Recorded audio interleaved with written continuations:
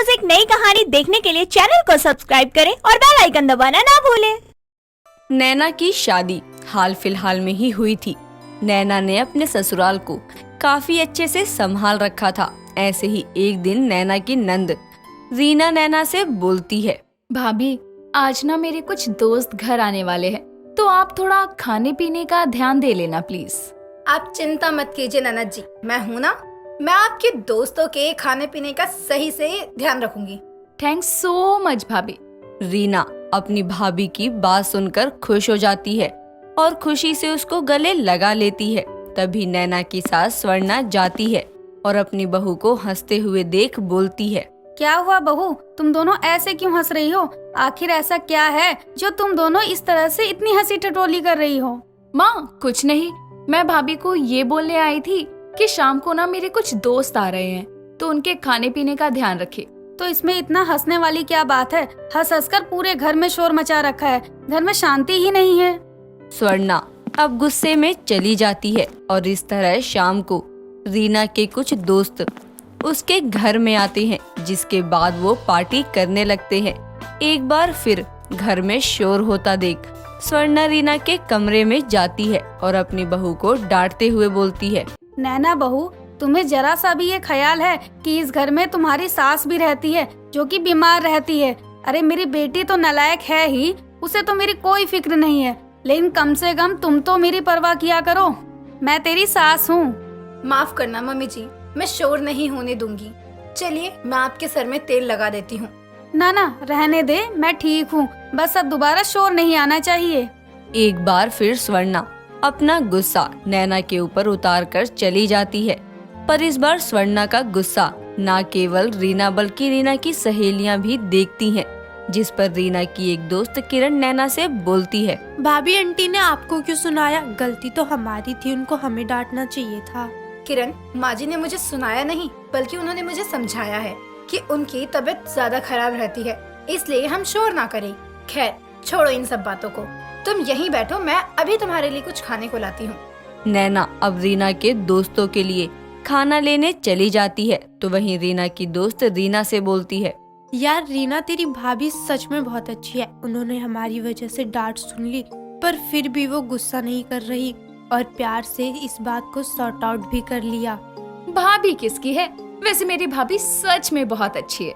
खैर भाभी को कभी न हंसने वाली सास मिली है, न जाने तेरी भाभी इसको कैसे हैंडल करेगी। मेरी भाभी बड़ी ही हंसमुख है, वो माँ को बहुत अच्छे से संभालती है। हाँ यार, वो तो आज मैंने देख ही लिया। सभी आपस में बात करने लगते हैं और थोड़ी देर में ही रीना के सभी दोस्त चले जाते हैं। समय गुजरता है पर स्वर्णा के बर्ताव में जरा भी बदलाव नहीं था। स्वर्णा अब पहले से भी ज्यादा चिड़चिड़ करने लगती है। ऐसे ही एक शाम नैना अपनी पड़ोसन से बात कर रही थी। ये देख स्वर्णा अपनी बहू से बोलती है, बहू, आज शाम की चाय मिलेगी या नहीं? हाँ माँ जी, मैं अभी बना कर ला देती हूँ। देखिए आंटी जी भी यहीं बैठी है, मैं उनके लिए भी चाय लेकर आती हूँ। तू किसी के लिए कुछ भी लेकर आ, मुझे फर्क नहीं पड़ता, पर मेरे लिए चाय लेकर आ। नैना अब कुछ नहीं बोलती और चाय बनाने चली जाती है। तो वहीं अब स्वर्णा की पड़ोसन स्वर्णा से बोलती है, स्वर्णा बहन, मानना पड़ेगा, तू तो सही बहू लेकर आ गई। एक हमारी बहू को देख लो, हम अगर कुछ काम करने के लिए बोल दे तो उनका मुंह देखो कैसे बनता है। और एक तुम्हारी बहू, अरे तुम्हारी बहू बहुत अच्छे मिजाज की और हंसमुख की हंसमुख भी है और सबका काम बड़े प्यार से करती है। अब बस भी करो बहन, मेरी बहू इतनी भी कुछ खास नहीं है, उसकी तारीफ करना बंद कर दो, नहीं तो वो औरों की तरह बदतमीज हो जाएगी। हाँ वो तो है, पर बहन बुरा न मानो तो एक बात बोलूं तुम्हें। हाँ बोलो। तुम कभी हंसती क्यों नहीं हो? मतलब बहू को रोज रोज तुम्हारी ये खड़ूस शक्ल देख के तो डर लगता होगा। बेचारी बहू को भी कभी ना हंसने वाली सास मिल गई। हाँ हाँ ठीक है, मेरी बहू को चाहे जैसी भी सास मिली है, तुम्हारी बहू की सास से तो अच्छी है। कम से कम तुम्हारी बहू की सास की जैसी मेरी हालत नहीं होती। दोनों पड़ोसन आपस में बात ही कर रही थी। तभी नैना चाय लेकर आ जाती है और अपनी सास और पड़ोसन को दे देती है, जिस पर स्वर्णा अपनी बहू से बोलती है, बहू, तेरी आंटी को तो तू बहुत पसंद आ गई और तेरी आंटी तेरी सास को बोलती है कि मेरी बहू को कभी ना हंसने वाली सास मिली है, साथ ही तुझे खड़ूस सास मिली है। क्या तू अपनी सास के बारे में ऐसा ही सोचती है? नहीं माँ जी, मैं ऐसा नहीं सोचती। बल्कि आंटी, आपको पता है, मुझे बहुत खुशी मिलती है कि मुझे मेरी सास ऐसी मिली है।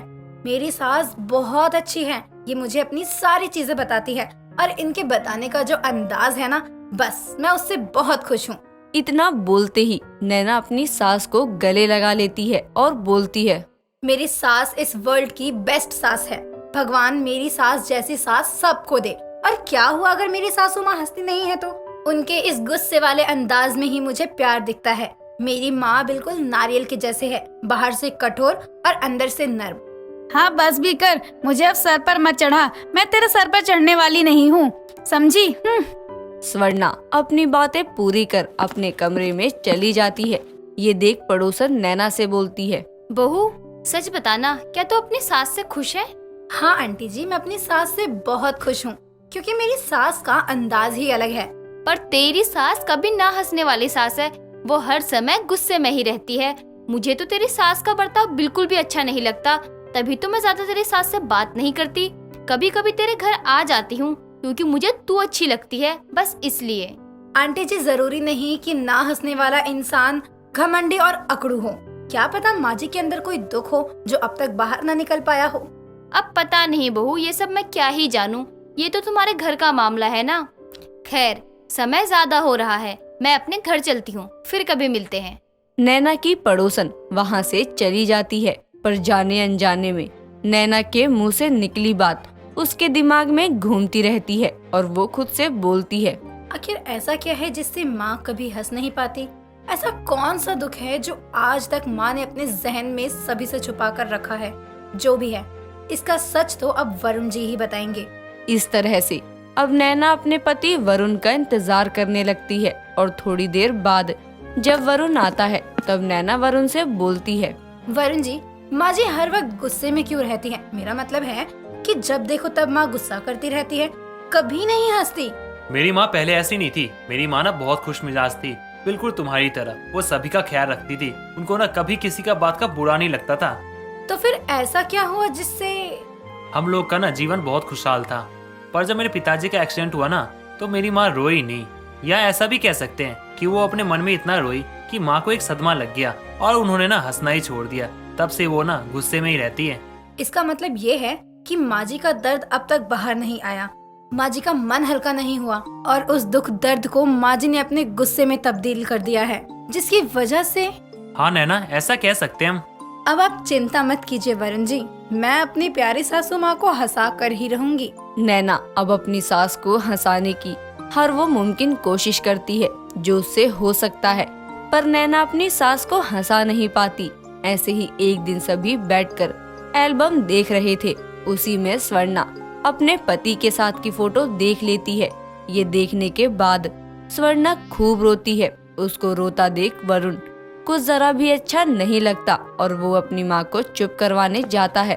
तभी नैना उसको रोकते हुए बोलती है, रुके वरुण जी, आप उन्हें चुप मत करवाइए, उन्हें रोने दीजिए, क्योंकि रोने के बाद जो बाहर आएगी वो होगी असली स्वर्णा।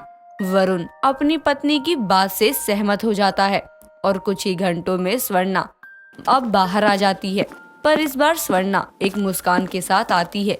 ये देख अब सभी को बहुत अच्छा लगता है। दोस्तों, अगर आपको ये कहानी पसंद आई तो इसे लाइक करें, शेयर करें और कमेंट करके बताएं कि कहानी में आपको सबसे अच्छा क्या लगा।